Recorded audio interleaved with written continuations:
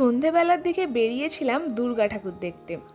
না না, একদমই ভুল শোনোনি, ঠিকই শুনেছ, সত্যিই গিয়েছিলাম দুর্গা ঠাকুর দেখতে। হ্যাঁ হ্যাঁ, এই মাঘ মাসেও দুর্গা পুজো হয়।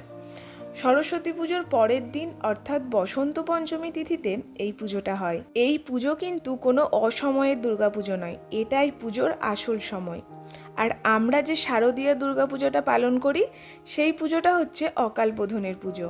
তবে এখানে কিন্তু মায়ের 10টি হাত নয়, বরং রয়েছে 18টি হাত।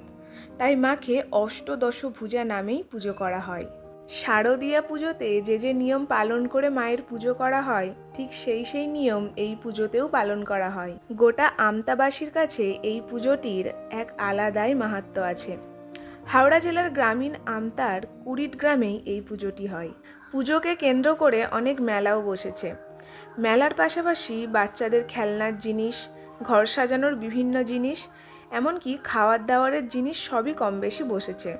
আর আমরা মেলায় গেছি একটু আধটু খাবো না তা কি করে হয়? নয়, কম বেশি সব মেলাতেই এই পাঁশকুড়া চপের দোকান তোমরা দেখতে পাবে।